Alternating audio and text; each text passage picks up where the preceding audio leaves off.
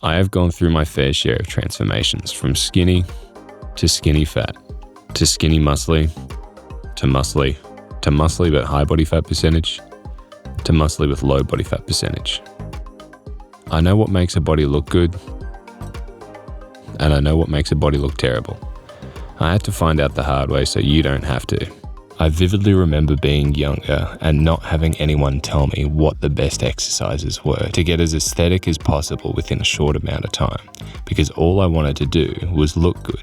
Now I'm going to assume you're in a similar position and that you want to look good to the opposite sex. And let me tell you, with this advice that I've used over the years, it works. So let's get into it.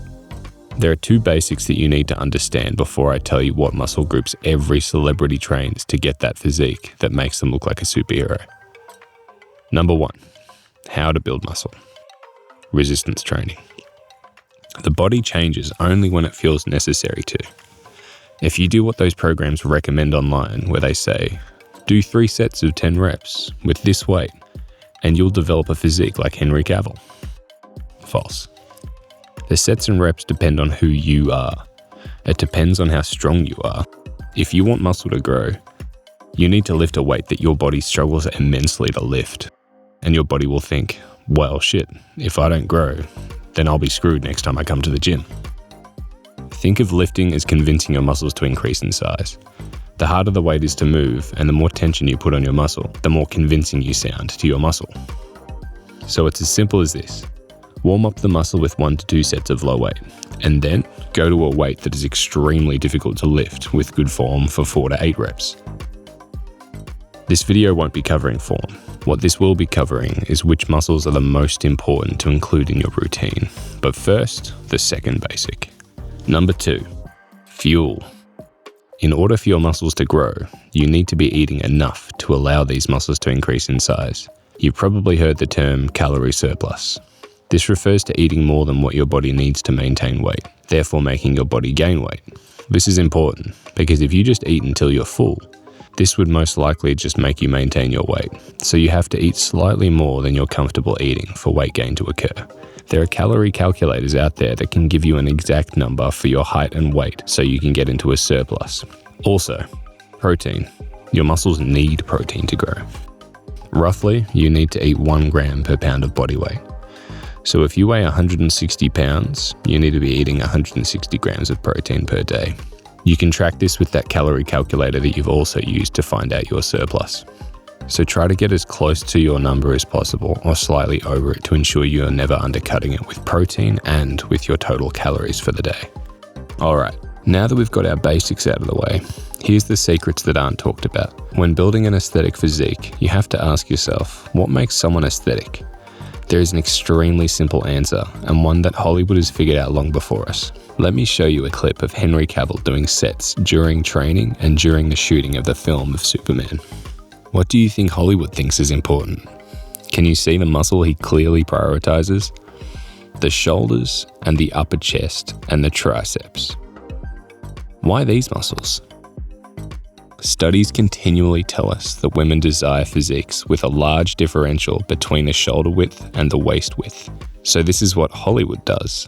They overtrain shoulders and put their actors on a diet to get their body fat percentage down and make their waist smaller, further increasing that differential.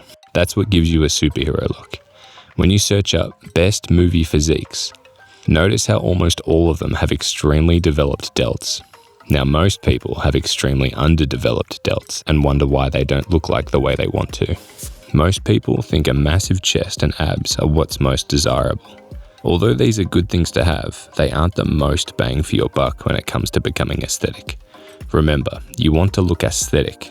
You don't want to look like you could produce milk on call.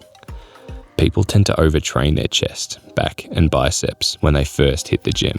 But if you were to put more time into your delts, upper chest, and triceps, you would find that you would start to look far better sooner.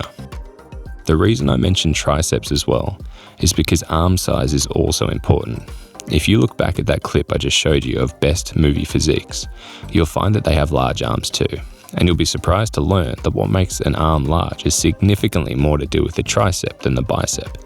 The tricep makes up about 2/3 of the arm, and the bicep makes up for that last third. So theoretically, if you trained more triceps, your arms would increase in size twice as fast, as they are twice as big already. Now let me explain the best movement for each of these body parts. Then you can get started at the gym straight away and watch changes in your body appear faster than ever before. For the shoulders and delts, cable delt raise, shoulder press, and rear delt machine. For the upper chest, incline bench, incline dumbbell fly, incline cable fly. For the triceps and arms, tricep extension, overhead tricep press, skull crushers. Now I would recommend don't just train triceps. Biceps can also be included into this routine, but triceps, you will get more progress if you work these more than biceps. So how do you put it all together? From the basics to these exercises I've just mentioned. Step 1, train your shoulders, upper chest and arms with intensity in a calorie surplus. Once you've gained a significant amount of weight and you notice your frame filling out, where your shoulders are increasing in width, your upper chest has gotten full and your arms are noticeably larger, you enter step 2, the cut. This is where you make your waist smaller and show your abs. People think abs show when you train them heaps, but the problem is, no matter how much you train your abs, if your body fat percentage is too high, you will never see them.